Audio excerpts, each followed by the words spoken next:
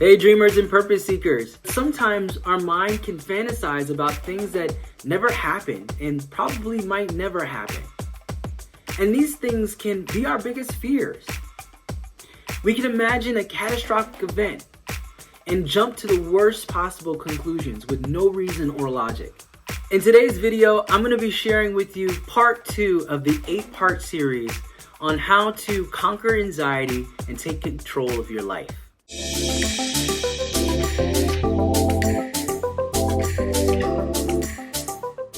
Welcome to Work on Your Purpose. I'm TL Talks. This channel is for aspiring entrepreneurs just like you to help you build your confidence to start creating your business and work on your purpose. Before I get started, make sure you tap the thumbs up button. Hit that subscribe button if you're new to the channel, and please follow the Work on Your Purpose Facebook group.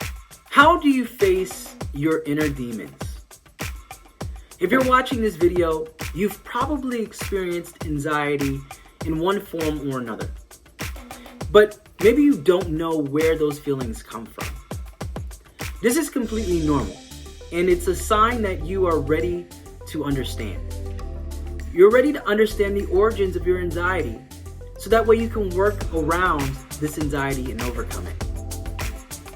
This 8-part series will show you how to address your anxiety and your mental and physical battles while digging deeper into the source of your anxiety. These are your inner demons, so it's time to see what these demons are saying to you. And demons is kind of weird. I don't want to say weird, but it's kind of like, I don't want to say demons, but yeah. Anyway, the confusion and anxiety that you feel could be the result of seeds planted in the past. Dwelling into your past, into memories that you perhaps would otherwise like to avoid and forget, or have consciously erased from your mind, can help piece together the source of your anxiety. Some of the memories you revisit through questions put forth in this video may provoke unexpected reactions, and that's completely normal. You may feel slightly uncomfortable, and that's normal too, as unexpected and unpleasant as they can be. They are important as they may lead you to the origins of your problems. And that said, if you become overtly overwhelmed, you may stop this video and seek professional help. I recommend that you also have someone who can have your back, because it can get deep. So let's dig in. Many times people with anxiety know they are experiencing anxious feelings. It's an uncomfortable feeling. I remember I had a panic attack once, and this was, I think it was as early as like 16 years old.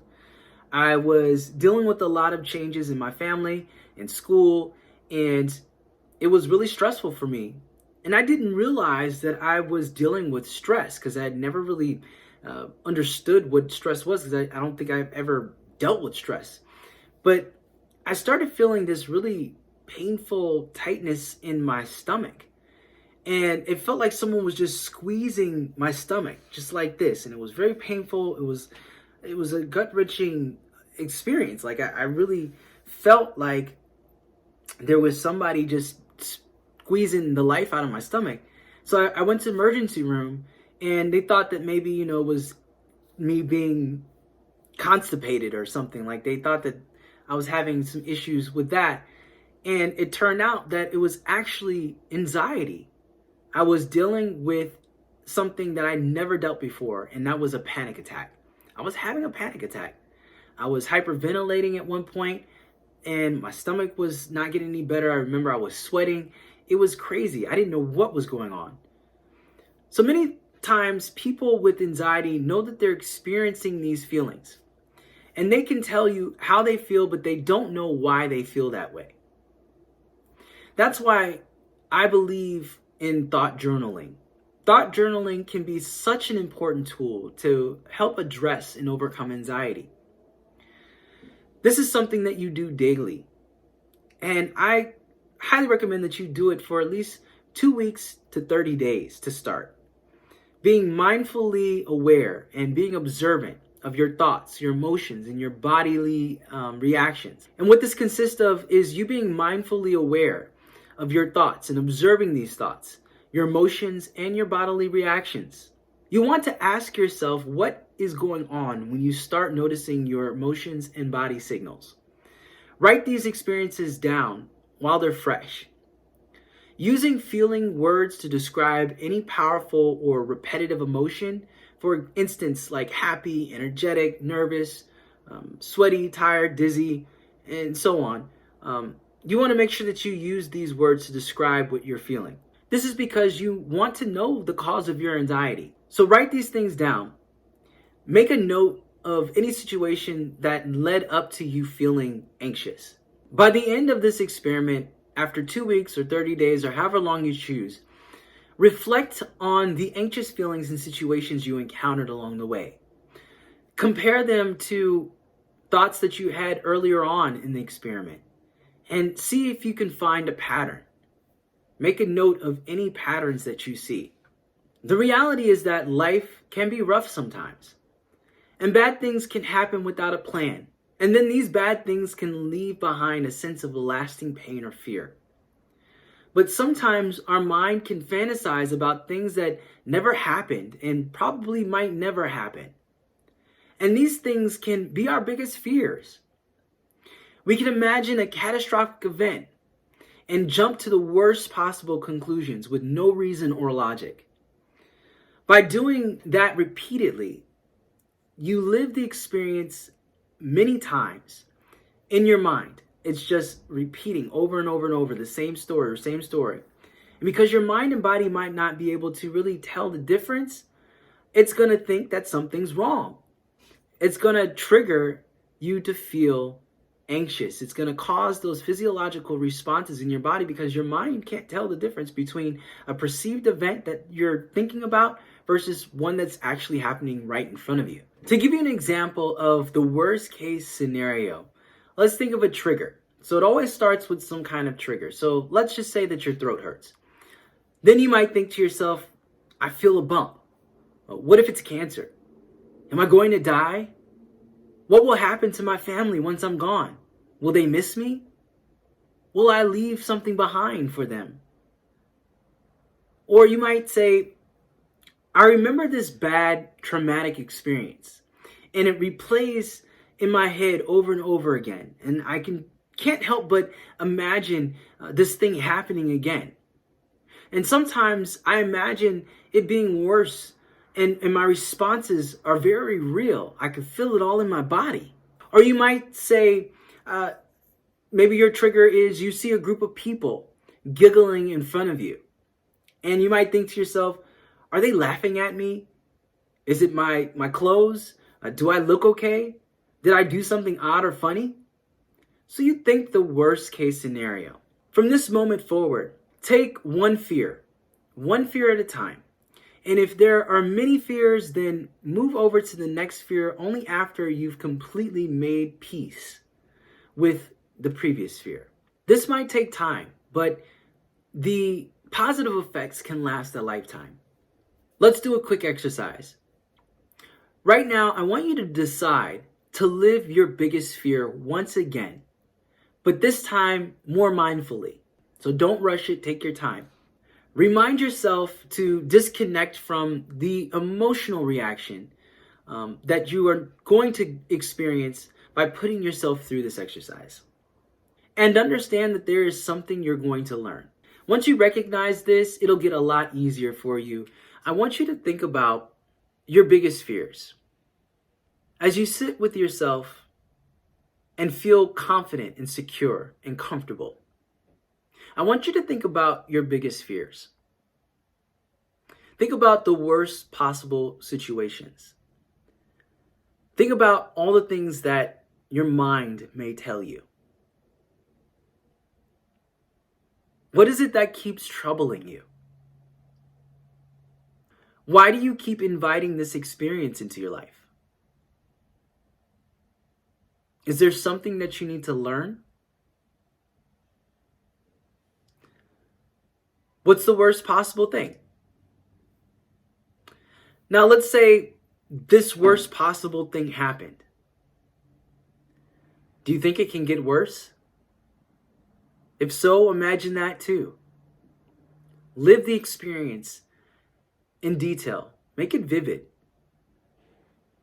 Think of all the things that are going on.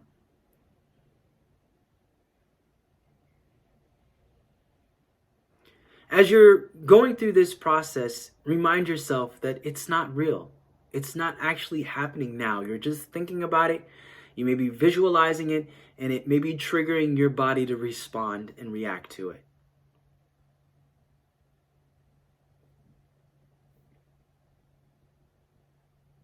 Spend some time to write down the things that come up for you.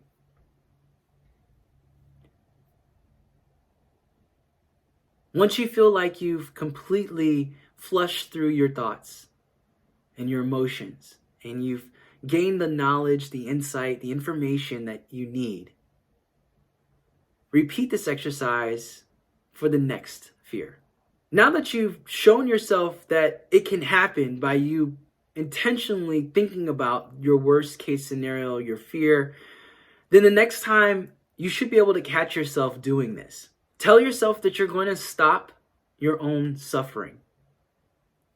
And know that you are doing the best you can with the tools that you are given in any moment. Remember, you can manage and even overcome your anxiety by learning to feel better with introspection. Ask yourself as many questions about your anxiety as you feel necessary. And persist, because deep down, you have the answers. You already know the answers. You just have to trust yourself. Observe your relationship with your feelings, your thoughts, and your body's responses to them. Track them and talk yourself to a better, calmer, and panic-free state of mind, because you can do it. So how do you talk yourself out of your anxiety? Well, every day, record events that made you anxious.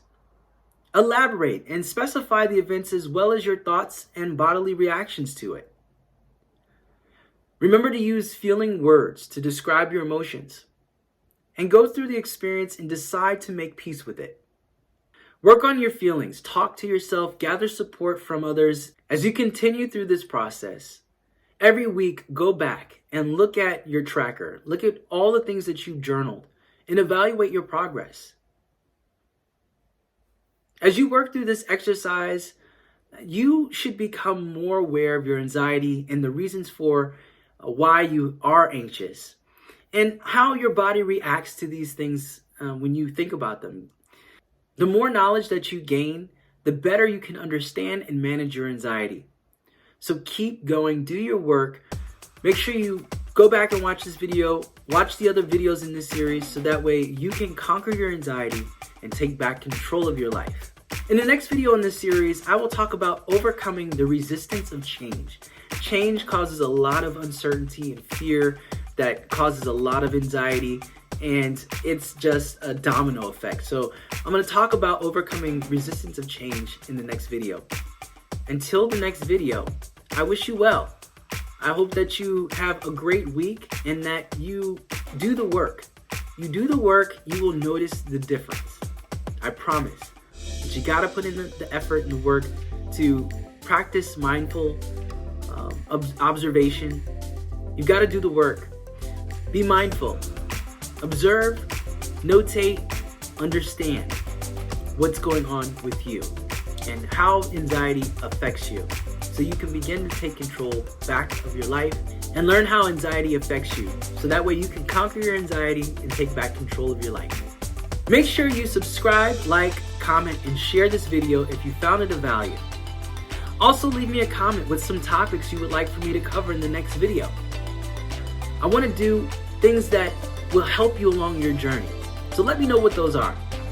Until next time, keep pursuing your dreams, and remember, work on your purpose.